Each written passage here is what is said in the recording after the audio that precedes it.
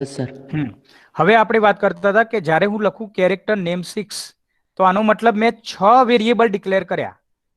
કયા કયા 6? પહેલો વેરિયેબલ નેમ 0. જો અહીંયા હું તમને બતાવું પણ છું. જે પહેલો વેરિયેબલ છે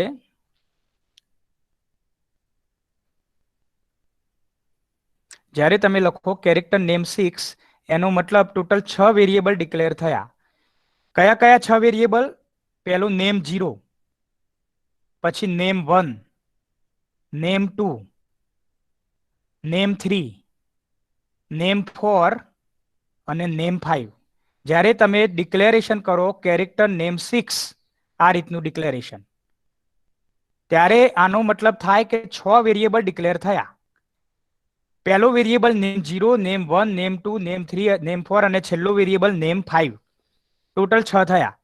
હવે આમાં દરેક વેરિયેબલમાં એક કેરેક્ટર તમે સ્ટોર કરી શકો, સિંગલ કેરેક્ટર. સ્ટ્રિંગ મતલબ શું? It's a array of characters, એક કરતા વધારે કેરેક્ટરનો એરે. હવે આમાં એક વેરિયેબલમાં એક જ કેરેક્ટર સ્ટોર થઈ શકે. એક વેરિયેબલમાં એક જ વેરિયેબલ સ્ટોર થઈ શકે. દાખલા તરીકે આમાં ધારો કે આપણે લખીએ કે name character name 6 is equal to છગડિયા કૌંસમાં RAM અને આ જે છેલ્લો છે ને ઇટ્સ કોલ્ડ નલ કેરેક્ટર. છેલ્લો /0 જે છે એને નલ કેરેક્ટર કહેવામાં આવે છે. આમાં પણ સિંગલ કોટમાં લખવું પડશે આપણે આ રીતે. હવે તમે જુઓ, ઓકે, આમાં ઇનિશિયલાઇઝેશન પણ કરેલું છે. ઇનિશિયલાઇઝેશન મતલબ શું? કે જ્યારે પણ તમે વેરિયેબલ ડિક્લેર કરો એ જ સમયે જો તમે એને વેલ્યુ આપી દો તો એને આપણે કહીશું ઇનિશિયલાઇઝેશન. એરેમાં પણ આપણે આવું ઇનિશિયલાઇઝેશન કરતા હતા. જેવો એરે ડિક્લેર કરો એ જ સમયે વેલ્યુ આપી દો. તો અહીં ધારો કે મારે આ જે નેમ 6 છે કેરેક્ટર નેમ 6 એમાં વેલ્યુ પ્રોવાઈડ કરી દેવી હોય તો મેં શું કર્યું? ઇઝ ઇક્વલ ટુ કરી છગડિયા કૌંસમાં પહેલો કેરેક્ટર R, બીજો કેરેક્ટર A, ત્રીજો કેરેક્ટર M અને ચોથો કેરેક્ટર /0. ઓકે, સ્ટ્રિંગમાં છેલ્લો કેરેક્ટર હંમેશા નલ કેરેક્ટર હોય છે. આ વસ્તુ યાદ રાખવી. સ્ટ્રિંગની અંદર સૌથી છેલ્લો character always a null character. The last character is always a null character. આ નલ કેરેક્ટર મતલબ બીજું કઈ નહીં, /0. કોઈ પણ સ્ટ્રિંગ હોય એમાં છેલ્લો કેરેક્ટર નલ કેરેક્ટર હોય. તો ધારો કે હું આ નેમ 6 ની અંદર રામ સ્ટોર કરાવવા માંગુ છું તો પહેલો કેરેક્ટર R છે, બીજો A છે, ત્રીજો M છે અને ચોથો કેરેક્ટર કયો છે?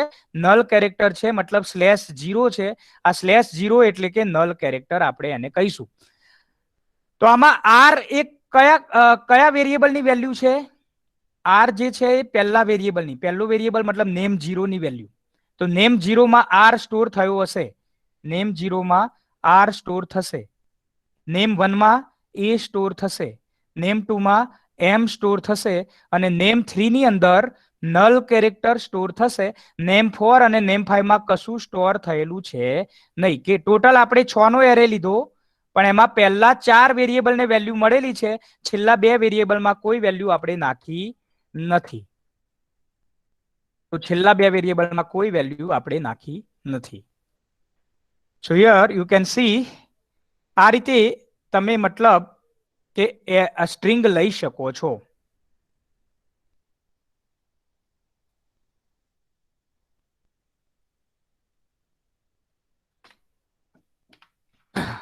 તો સ્ટ્રિંગ શું છે? ઇટ્સ એરે ઓફ કેરેક્ટર્સ, એ આપણને ખબર છે.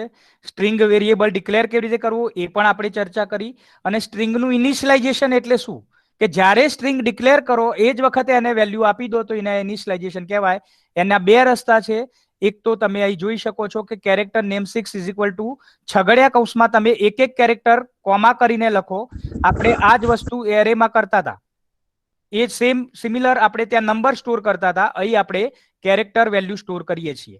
તો એ સેમ વસ્તુ ચાલુ રહેશે ઇનિશિયલાઇઝેશન ઓફ એરેની જેમ જ. અને બીજો રસ્તો છે કે તમે સીધું લખી દો character name 6 is equal to double કોટેશનમાં રામ. તો આ બંને વસ્તુ સેમ જ છે. જ્યારે તમે આ રીતે લખો, મતલબ કે આ રીતે લખશો છગડિયા કૌંસની અંદર, તો પણ એનો મતલબ એ જ છે. અને જ્યારે તમે ડાયરેક્ટ ઇઝ ઇક્વલ ટુ કરીને ડબલ કોટેશનમાં રામ લખી દો તો એ પણ સેમ છે. આ બંનેનો અર્થ એક જ થાય. આટલું લાંબુ ના લખવું હોય તો સીધું ડબલ કોટેશનમાં રામ લખી દો. આનો મતલબ શું થશે? નેમ 0 ની વેલ્યુ R, નેમ 1 ની વેલ્યુ A, name2 ની વેલ્યુ m અને name3 ની વેલ્યુ નલ કેરેક્ટર. આવું લખો એનો મતલબ એવો જ થાય.